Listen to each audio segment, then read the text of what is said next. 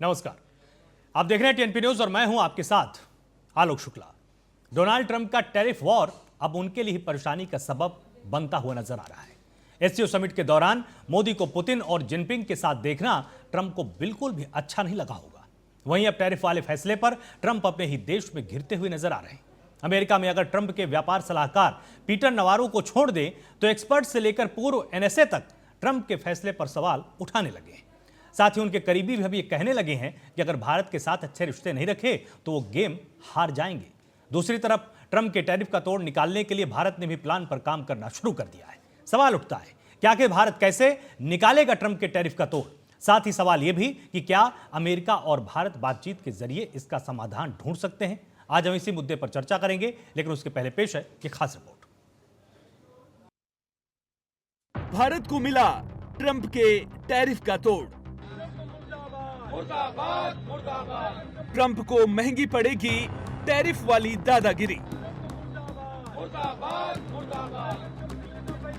भारत पर टैरिफ लगाकर अमेरिका में ही घिर गए ट्रंप। जो कोई नहीं कर पाया वो ट्रंप ने कर दिखाया।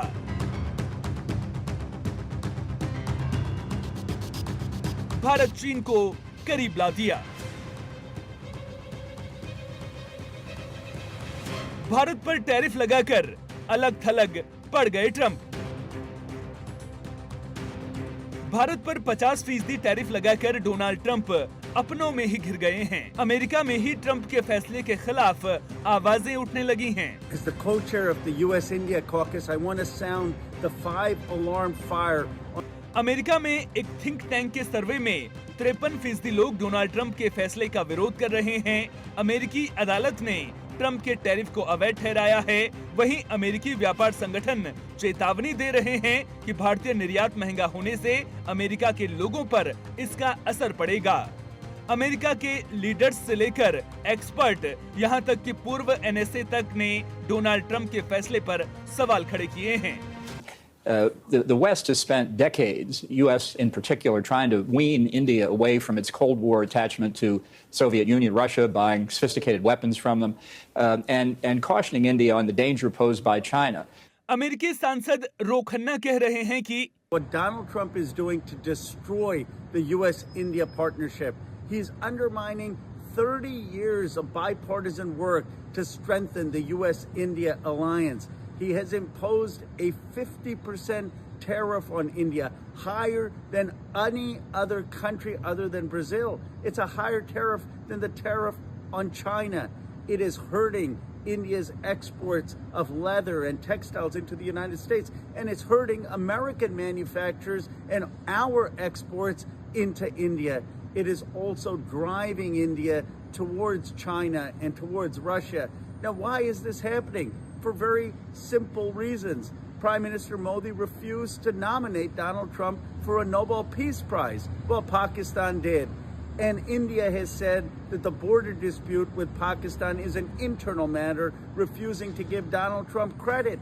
We can't allow the ego of Donald Trump to destroy a strategic relationship with India that is key to ensuring that America leads and not China.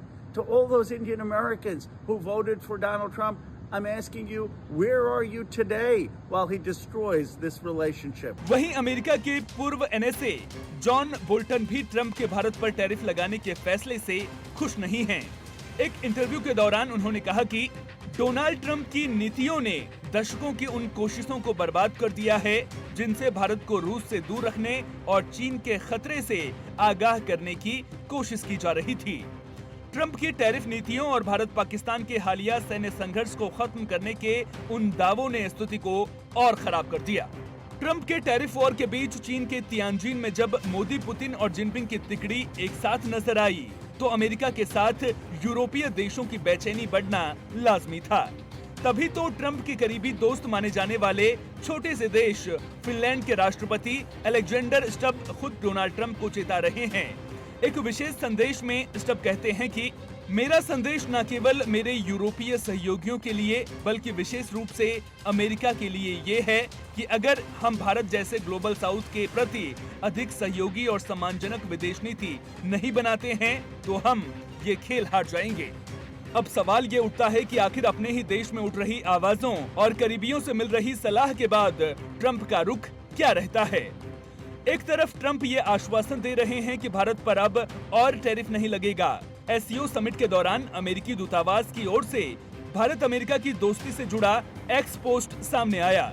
साथ ही अमेरिका के वरिष्ठ डिप्लोमेट्स की ओर से लगातार बातचीत का संदेश दिया जाना तो ये इशारा कर रहा है कि अगर अमेरिका और भारत बैठकर बात करें तो समाधान निकाला जा सकता है। लेकिन साथ ही ट्रंप के ताजा बयान के मायने समझना भी बेहद जरूरी है। दरअसल डोनाल्ड ट्रंप ने कहा कि भारत के साथ हमारे रिश्ते बहुत अच्छे हैं, लेकिन कई सालों तक ये एक तरफा रिश्ता रहा। भारत हमसे बहुत ज्यादा टैरिफ वसूल रहा था, जो दुनिया में सबसे ज्यादा था। इसलिए हम भारत के साथ ज्यादा व्यापार नहीं कर रहे थे।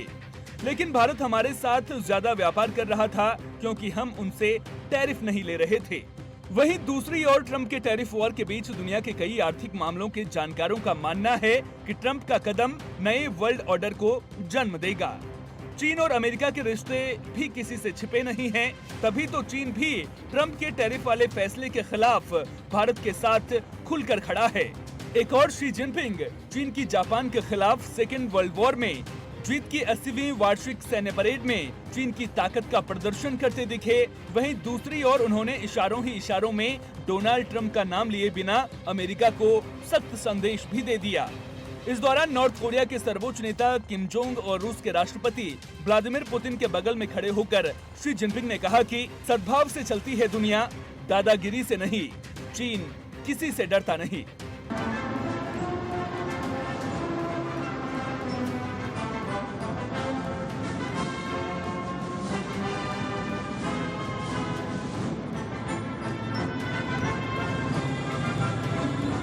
खैर, वैश्विक परिस्थितियां जैसी भी बन रही हों, भारत का स्टैंड एकदम क्लियर है। भारत अपने हितों को सर्वोपरि रखेगा। तभी तो मोदी सरकार ट्रंप के टैरिफ का तोड़ निकालने का प्लान बना रही है। ऐसे में सरकार नई राहत योजनाओं के जरिए लोगों और व्यवसायियों को राहत दे सकती है। साथ ही अमेरिका से अलग नए बाजार खोजने का काम जारी है। ग्लोबल सप्लाई चेन की मजबूती के लिए रणनीति पर भी काम चल रहा है। सरकार आत्मनिर्भरता पर जोर दे रही है। वहीं दूसरी ओर आक्रामक टैरिफ नीतियों के बावजूद भारत सधे हुए कदम उठा रहा है। वहीं रूस से भारत के तेल खरीदने और तेल बेचने पर ब्राह्मणों के मुनाफा कमाने की बात कहने वाले ट्रंप के व्यापार सलाहकार पीटर नवारो समेत अमेरिका के शीर्ष डिप्लोमेट्स भारत से बातचीत का संकेत भी दे रहे हैं। ऐसे में क्या बातचीत की टेबल पर अमेरिका भारत के बिगड़ते व्यापार रिश्तों में सुधार की किरण उग पाएगी? ये तो आने वाला वक्त ही बताएगा। Special report TNP news. तो आज हम इसी मुद्दे पर चर्चा करने वाले हैं। तमाम मेहमान यहां पर मेरे साथ जुड़े हुए हैं। कमांडर डॉक्टर भूषण दीवान रक्षा विशेषज्ञ के तौर पर मेरे साथ यहां पर हैं। भूषण जी, बहुत स्वागत है आपका टीएनपी न्यूज में। इसके साथ ही संदीप चौधरी मेरे साथ राजनीतिक विशेषज्ञ के तौर पर हैं। संदीप जी, बहुत स्वागत है आपका।